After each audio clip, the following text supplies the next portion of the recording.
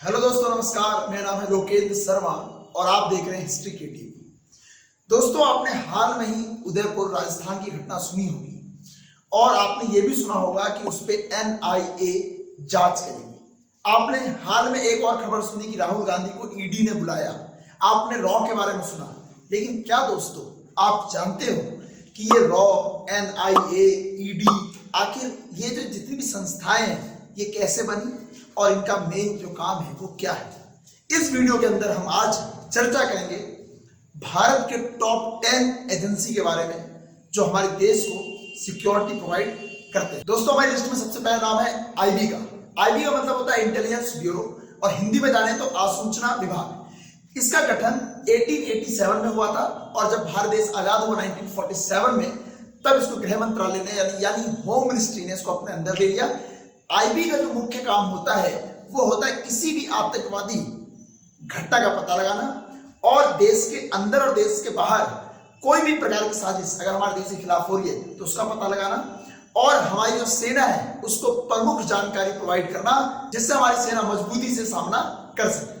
दोस्तों, हमारी लिस्ट में दूसरा नाम है रॉ का। रॉ का मतलब होता है रिसर्च एंड एनालिसिस विंग, जिसका नाम आपने कई फिल्मों में सुना होगा।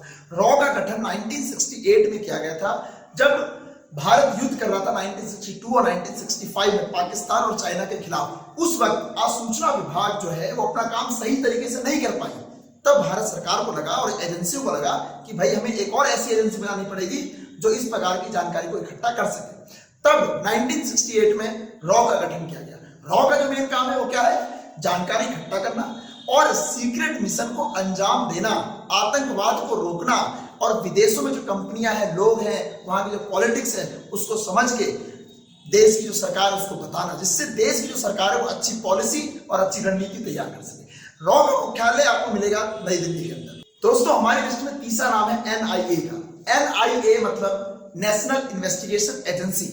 उदयपुर में जो अभी घटना घटी है राजस्थान के अंदर, आपको याद होगा कि उसमें NIA के 6 अधिकारी भेजे गए जांच के लिए। तो NIA का गठन कब हुआ, पहले इसको जान लेते हैं। NIA का गठन जो है 2008 मुंबई हमलों के दौरान हुआ। मुंबई में जो हमला हुआ था 26/11 ताज होटल पे, उसके बाद सरकार को लगा कि देश के अंदर एक बड़ी घटना घटी तो हमें देश के अंदर एक ऐसी एजेंसी चाहिए जो देश के अंदर रह के और देश की तहकीकात कर सके। तब NIA का गठन किया गया। NIA का मुख्य काम यह है कि कोई भी किसी भी राज्य के अंदर कोई आतंकवादी हमला होने वाला है उसका पता करना, आतंकवादियों को फंडिंग कहां से मिलती है उसका पता करना और देश के अंदर कुछ ऐसे लोग होते हैं जो गद्दारी करते हैं देश के साथ, उसका पता करना और उस पर कड़ी जांच करके उनको कड़ी से कड़ी सजा दिलाना।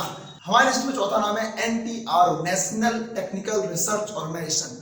इसका जो गठन है 2004 में किया गया था। इसका जो मेन काम है दूसरे एजेंसियों के साथ कोऑर्डिनेट करके जानकारी को इकट्ठा करना और उस जानकारी को प्रत्येक एजेंसी तक पहुंचाना। इसका जो ये मेन काम है।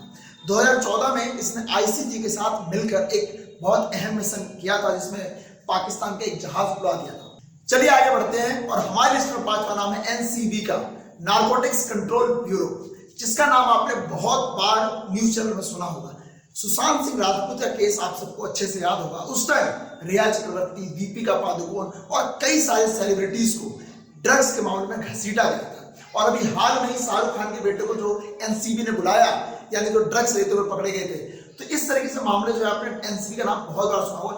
NCB का गठन 1986 में किया गया था और NCB का मेन काम है कि देश के अंदर किसी भी प्रकार का ड्रग्स पेडलर या ड्रग्स का यूज हो रहा है तो उसको रोकना और ड्रग्स सप्लाई कर रहा है या उसका यूज करवा रहा है उसको पकड़ना और उस पर कड़ी से कड़ी कार्रवाई को अंजाम देना है। हमारी लिस्ट में अगला नाम है DIA, डिफेंस इंटेलिजेंस एजेंसी। इसका गठन 2002 में किया गया था।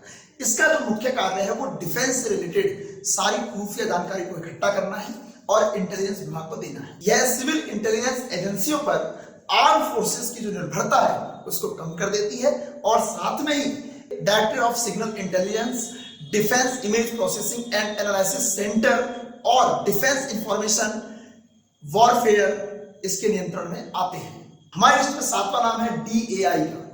DAI मतलब डायरेक्टरेट ऑफ एयर इंटेलिजेंस। इसका काम है वायुसेना से रिलेटेड, वायुसेना को मुख्य जानकारी प्रोवाइड करना, खुफिया जानकारी प्रोवाइड करना और 1965 और 1971 के जो युद्ध हुआ था पाकिस्तान और भारत में, उसमें इसने बहुत अहम भूमिका निभाई थी।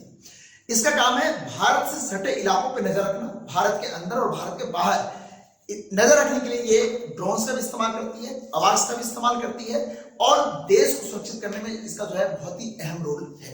दोस्तों हमारे लिस्ट में अगला नाम है डायरेक्टरेट ऑफ नेवल इंटेलिजेंस। इसका काम जो भारतीय नौसेना है उसको मुख्य जानकारी प्रोवाइड करना और भारतीय नौसेना के साथ मिलकर ये काम करती है और समुद्री इलाके में जितनी भी जानकारी इकट्ठा कर सकती है उसको इकट्ठा करके नौसेना को देना है, जिससे भारत की सुरक्षा जो है समुद्री इलाके से भी बेहतर तरीके से हो सके। इस एजेंसी ने कराची बंदरगाह पर जो बमबारी इलाका है उसमें एक अहम भूमिका निभाई थी और डायरेक्टरेट ऑफ नेवल इंटेलिजेंस जो है समुद्री इलाकों के लिए बहुत अहम है। दोस्तों हमारी लिस्ट में अगला नाम है जेसीबी का। जेसीबी का मतलब होता है joint cyber bureau. Cyber bureau के नाम से आप समझ गए होंगे कि इसका जो काम है साइबर क्राइम से रिलेटेड है। ये सारे डेटा को इनक्रिप्ट करके जो एनालाइज करता है और साइबर क्राइम को रोकने में मदद करता है। देश के अंदर किसी प्रकार का अगर साइबर क्राइम हो रहा है या इंटरनेट संबंधित किसी प्रकार का अगर क्राइम हो रहा है तो उसको रोकना, और अगर इंटरनेट के साथ किसी प्रकार की छेड़छाड़ अगर कोई एजेंसी या कोई संस्था या कोई व्यक्ति कर रहा है तो उस पर जो है कार्यवाही करने का काम इसका है। इसको एस्टैब्लिश 2002 में किया गया था और तब से लगातार ये जो है साइबर सुरक्षा के लिए काम कर रही है। दोस्तों हमारी लिस्ट में आखिरी नाम यानी 10वां नाम है सीआईडी का, सीबीआई का। सीबीआई का मतलब सेंट्रल ब्यूरो ऑफ इन्वेस्टिगेशन और इसे हिंदी में कहते हैं केंद्रीय जांच ब्यूरो।